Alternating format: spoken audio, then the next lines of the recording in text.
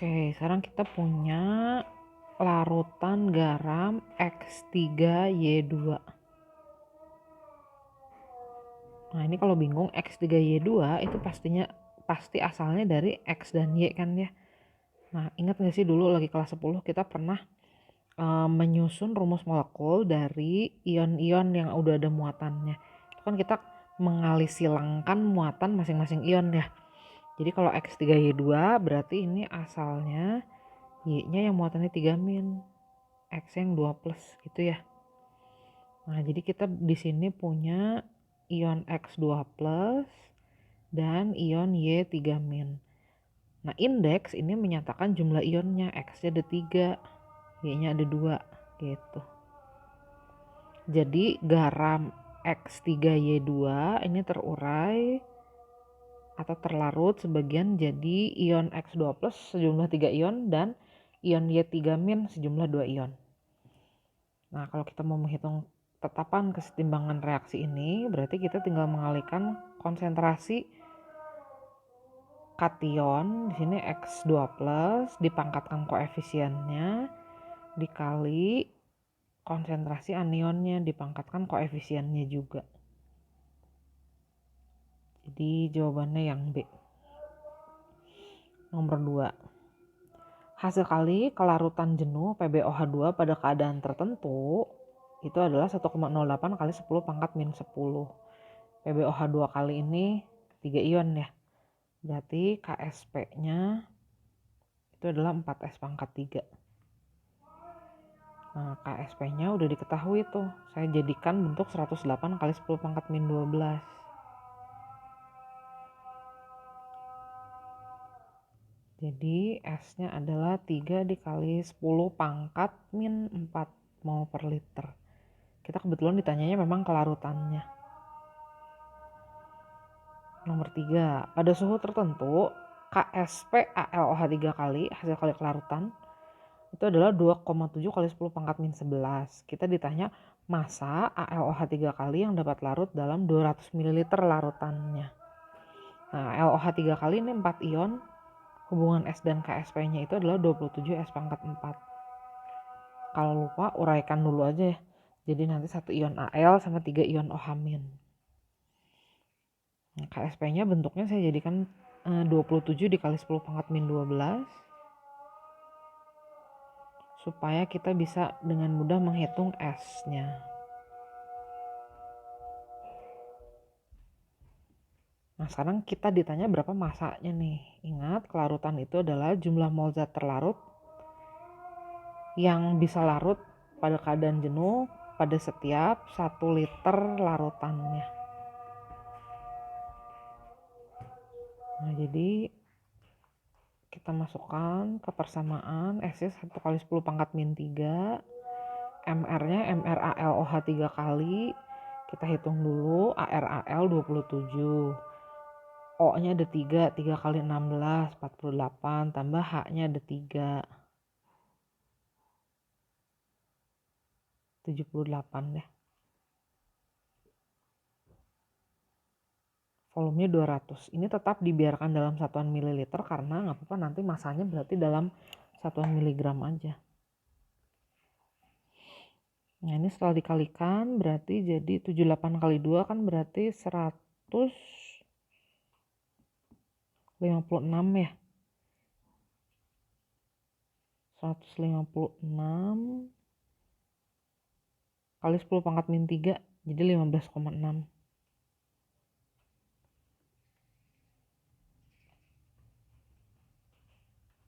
Miligram satuannya. Memang yang ditanya juga kebetulan miligram. Nomor 4, pada saat jenuh, PbCl2 yang dapat larut dalam 200 ml larutannya adalah 556 mg. Jika MR diketahui, kita ditanya nilai KSP-nya. Sebelum menghitung KSP, kita hitung S-nya dulu ya. Ingat, kelarutan itu adalah jumlah mol PbCl2 yang bisa larut dalam setiap liter larutannya. Kita hitung dulu jumlah molnya. 556 dibagi 278, satuannya miligram ya. Berarti volumenya biarkan juga dalam mililiter. Nah ini kalau dihitung jadi 556 dibagi 278 kan 2 ya, 2 per 200. Jadi 1 per 100 berarti 10 pangkat min 2. Nah PbCl2 ini terdiri dari 3 ion. Kalau kelarutannya kita misalkan sejumlah S, konsentrasi ion-ionnya S dan 2S nih. Jadi KSP-nya bisa kita misalkan dalam bentuk S ya. Sorry, lupa kuadratnya. Jadi 4 dikali 10 pangkat min 2 pangkat 3. Jadi 4 kali 10 pangkat min 6. Nomor 5, dari antara senyawa-senyawa berikut ini yang paling sukar larut dalam air. Berarti yang mana yang kelarutannya paling kecil. Nah, di sini ada larutan-larutan dengan 2 ion yang A sama B. Dan ada larutan-larutan dengan 3 ion yang C, D, dan E. Jadi untuk yang pertama AgBr kita hitung aja dulu berapa kelarutannya.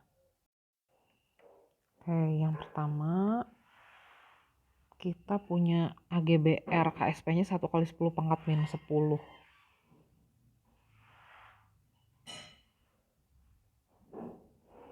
Ini kan 2 ion ya. Kalau 2 ion hubungan S dan KSP-nya kita udah tahu juga ya. S kuadrat kan. Jadi 1 dikali 10 pangkat min 10 itu adalah S kuadrat. Jadi S-nya 1 kali 10 pangkat min 5. Yang B ini senyawanya AgI KSP-nya 1 kali 10 pangkat min 15. Ini juga sama 2 ion. Kalau kelarutannya dimisalkan S, jadi KSP-nya S kuadrat.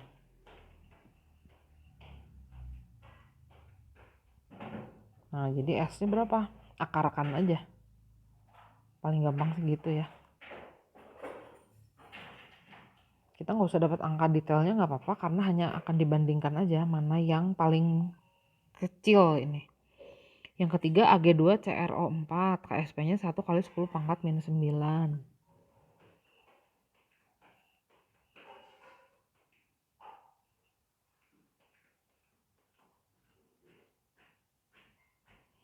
Kelarutannya masing-masing 2S dan S. Jadi KSP-nya 2S kuadrat dikali S, berarti 4S pangkat 3. KSP-nya 1 kali 10 pangkat min 49 tadi. Nah, biar gampang, kita bisa melakukan perhitungan kayak gini nih. Ini dijadiin 10 pangkat min 48 aja. Berarti S-nya kan 48 dibagi 3, habis ya dapat bilangan bulat.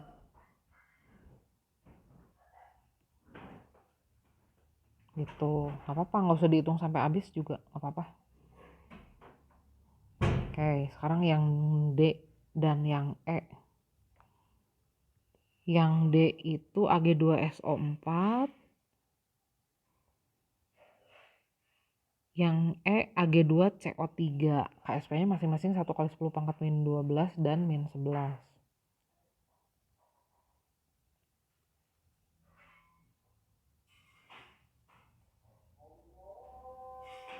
Ini juga sama, nanti hubungan S dan KSP-nya jadi 4S pangkat 3 kan ya.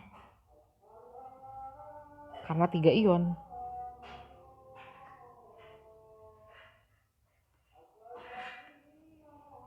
Nah, jadi KSP-nya kan tadi 1 kali 10 pangkat min 12. Jadi kelarutannya 1 kali 10 pangkat min 4 akar pangkat 3 dari 1/4. Ini juga sama hubungan S dan KSP-nya. Jadi S-nya 10 pangkat min 12 bagi 3 min 4 akar pangkat 3 dari 1/4. Nah, kita tinggal bandingkan aja mana yang paling kecil. Jelas yang paling kecil sih pasti ini. Ini udah 10 pangkat min 16 nih. Udah paling kecil banget dari antara semuanya. Jadi nomor 5 jawabannya yang C. Nomor 6 kita punya larutan M2SO4. Ini larutan jenuh karena dikasih tahu KSP-nya tuh. Berarti ion M-nya ada 2, ion sulfatnya ada 1.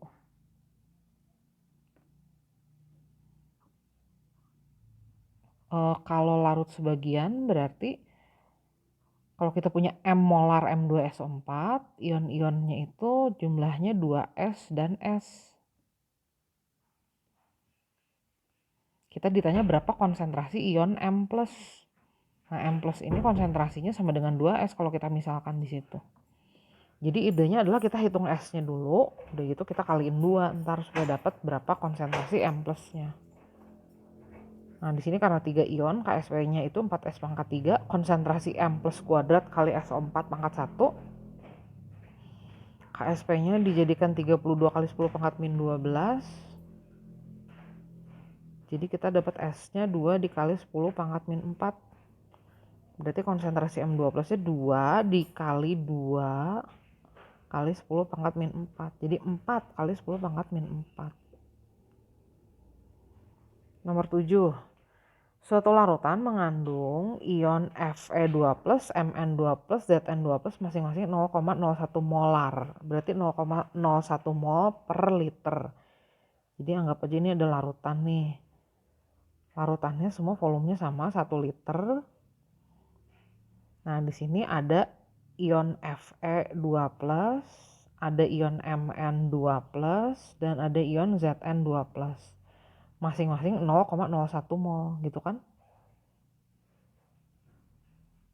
Karena 0,01 molar ya. Nah, kemudian ditambahkan NaOH padat ke sini. Sampai pH-nya menjadi 8. Saat itu berarti pOH-nya 6.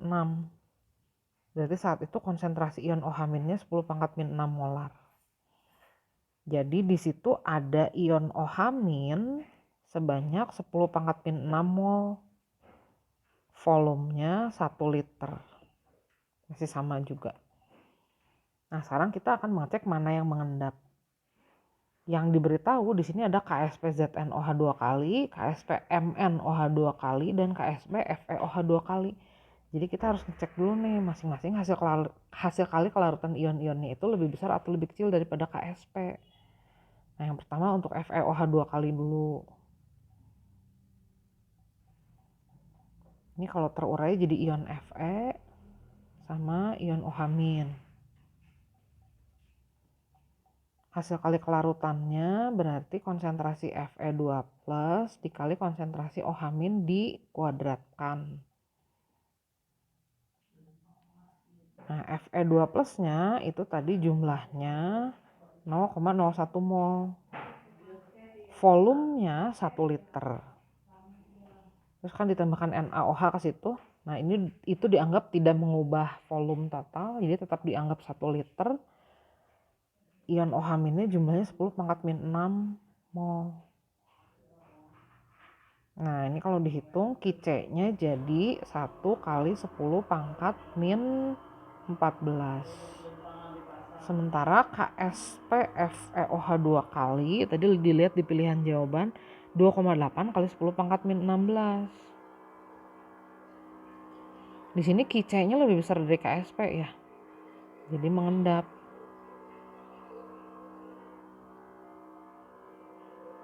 Nah, hal yang sama kita lakukan juga untuk MnOH 2 kali dan ZnOH 2 kali.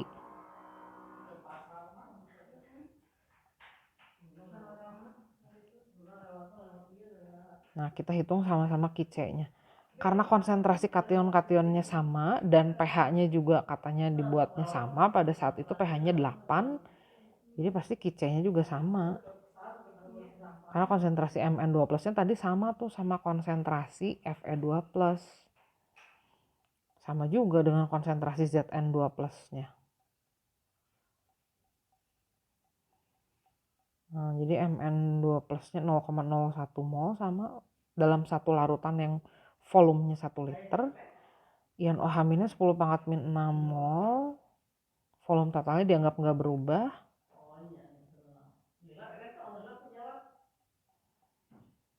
Sementara KSP-nya MnOH 2 kali 4,5 kali 10 pangkat min 14. 10 pangkat min 14. Nah, mana yang lebih besar nih, KC atau KSP? Yang lebih besarnya KSP ya. Jadi tidak mengendap kalau MnOH 2 kali. Nah, kalau ZnOH 2 kali gimana? Ini KC-nya kan sama ya, 1 kali 10 pangkat min 14. KSP-nya kita lihat di pilihan jawaban, ZnOH 2 kali 4,5 kali 10 pangkat min 17. Mana yang lebih besar nih? KC atau KSP? Ternyata yang lebih besar KC. Jadi ZnOH 2 kali mengendap. Nah, di sini yang mengendap jadi ada dua nih. ZnOH 2 kali dan FeOH 2 kali. ZnOH 2 kali dan FeOH 2 kali. Nomor 8. Kelarutan CaF2 dalam air murni adalah 3 kali 10 pangkat min 4. Dalam air murni berarti nggak ada yang lain-lain nih, cuma ada CaF2 sama air. Air nggak ada ion senamanya dengan CaF2. Jadi kalau kelarutannya kita udah diberitahu 3 kali 10 pangkat min 4, kita bisa hitung dulu KSP-nya. KSP-nya kan konsentrasi Ca2 plus dikali F min kuadrat. Kalau dimisalkan S, berarti KSP-nya itu 4S pangkat 3. Jadi 4 dikali 3 kali 10 pangkat min 4 pangkat 3. Jadi 4 kali 27. Gitu ya. Nah, sekarang kita larutkan CaF2-nya dalam Kf 0,01 molar. Nah, di sini akan ada pengaruh ion senama. Nilai KSP itu akan selalu tetap, yang berubah itu adalah nilai kelarutannya atau S-nya. Jadi kelarutannya nggak boleh kita anggap 3 kali 10 pangkat min 4 lagi. Kita jadi nggak tahu berapa kelarutannya. Jadi misalkan saja S. Nah, dia dilarutkan dalam Kf. Kalau Kf dia terurai seluruhnya. Ingat ada ion kalium. Ion kalium itu larut seluruhnya 0,01 molar. Nah, beda nih kalau untuk yang mudah larut seluruhnya terurai jadi ion. Jadi nggak dalam kesetimbangan ya. Nah, di sini ion senamanya adalah ion F- nih. F- jadi ada dari dua sumber. Ada dari CaF2 dan dari Kf. Nah, nilai KSP itu selalu tetap dan cara mencarinya juga selalu sama dari reaksi kesetimbangan pasti ya. Jadi tetap 108 kali 10 pangkat min, lupa berapa tadi? Min 12. Nah, ion Ca-nya nggak punya ion senama, jadi tetap aja S. F-nya, nih dari awal dia, saya lupa kasih 2. 2S ditambah lagi dari Kf 0,01 molar. Gitu.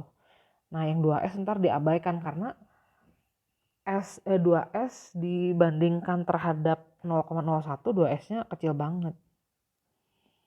Nah, jadi kelarutannya sekarang menjadi, kita hitung, ini 0,01-nya dikuadratkan. Min, gitu ya. Jadi 1,08 kali 10 pangkat min 6. Satuan kelarutan mol per liter.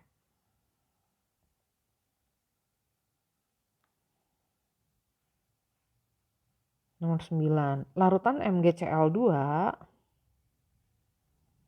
0,01 molar akan diendapkan dengan cara menambahkan NaOH. Endapannya akan terbentuk pada pH berapa? Nah, kok bisa sih MgCl2 mengendap? Ya kalau MgCl2 ini terurai kan dia akan menghasilkan ion Mg2+ ya. Nah, kalau dia ketemu sama OH dari NaOH, nanti Mg sama OH-nya bisa membentuk larutan jenuh MgOH 2 kali. Kok tahu sih mengendapnya bakal MgOH 2 kali? Di sini ada data KSP nih. Berarti MgOH 2 kalinya yang sukar larut. Nah, campuran Mg2+ dan OH- ini akan mengendap setelah hasil kali kelarutan ionnya melewati batas jenuh. Pada saat jenuh, konsentrasi ion Mg2+ dikali konsentrasi ion OH- kuadrat itu akan sama dengan KSP-nya. Nah, MgCl2 ini dia terurai seluruhnya nih, jadi Mg2+ dan Cl-. Habis nih, nggak ada lagi MgCl2-nya. Nah, kita sekarang punya Mg dengan konsentrasi 0,01 mol per liter dan ada OH- dari NaOH.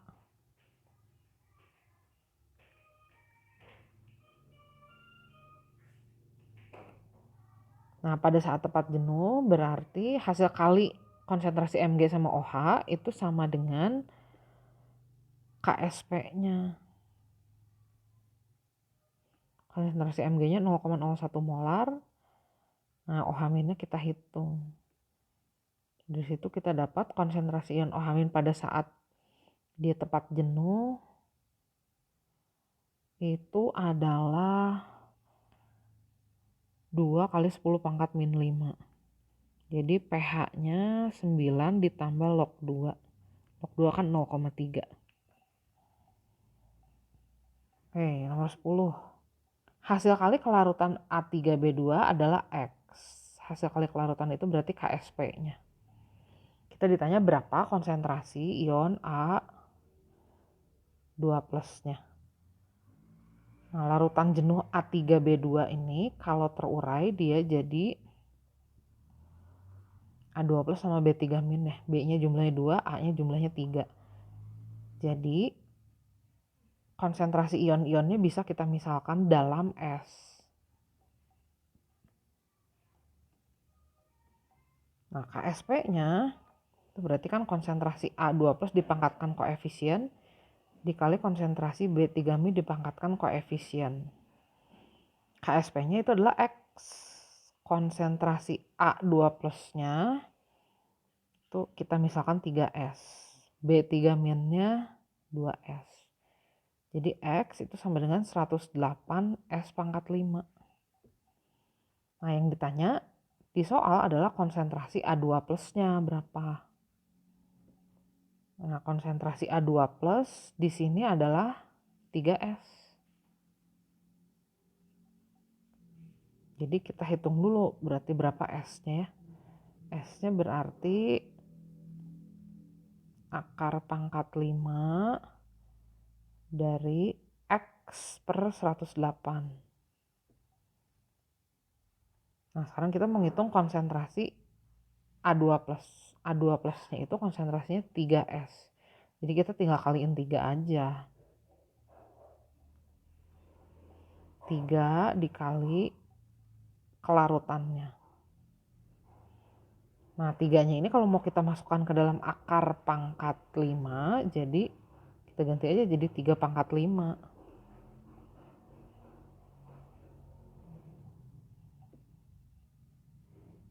Tinggal kita hitung 3 pangkat 5 itu berapa. Ini kan jadi 3 kuadrat dikali 3 pangkat 3 aja lah ya. Kali X. Nah, 108-nya itu kita ganti 108 itu kan 27 dikali 4 ya. 27 dikali 4, 27 itu 3 pangkat 3. Gitu. Maksudnya supaya 3 pangkat 3-nya bisa kita coret. Jadi 9X per 4 akar pangkat 5. D jawabannya.